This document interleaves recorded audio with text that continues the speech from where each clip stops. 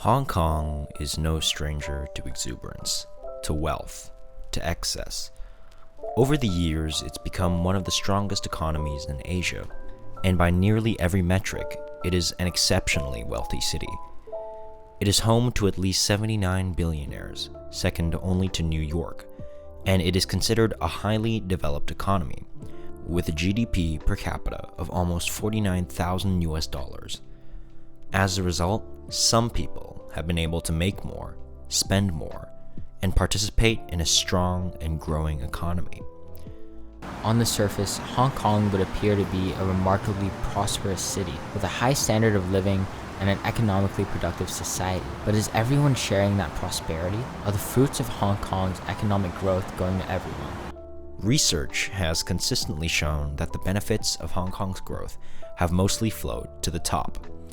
While the top earners continue to make more and more money, earning 44 times what the poor make, the working and middle classes have had to deal with an incredibly high cost of living in the world's most expensive real estate market.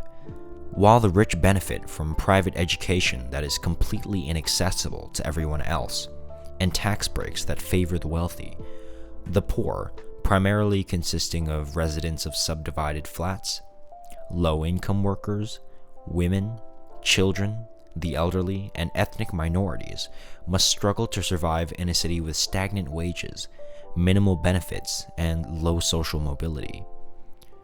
Once you step out of the glamorous areas of the city, such as Causeway Bay or Central, and venture into neighborhoods like Sham Shui Po or Kwun Tong, you begin to realize the sheer scale of the poverty problem in Hong Kong, as well as the stark inequality that exists here. Go a bit further, into people's homes, into people's lives, and the illusion that Hong Kong is a mostly equitable and wealthy society in which everyone can enjoy at least some level of comfort begins to fade away. Here in Sham Shui Po or Kwun Tong, you'll find a single mother supporting her child as she struggles to survive on inadequate government stipends. Or you'll see a family of 4 crammed into an area smaller than 2 parking spaces, fighting to break the bitter cycle of intergenerational poverty.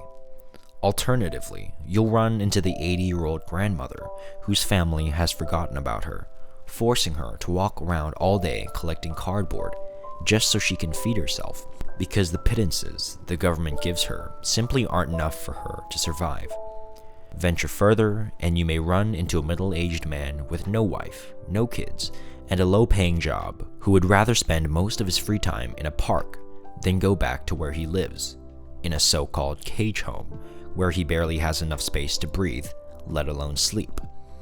This is what life looks like for many of the 1.5 million who live below the poverty line. Don't let the gleaming skyscrapers and impressive economic figures fool you. Hong Kong is a deeply divided and unequal society, in which the rich continue to benefit from low taxes and few regulations, while the poor are pushed further and further into an existence that resembles life in a dystopian world.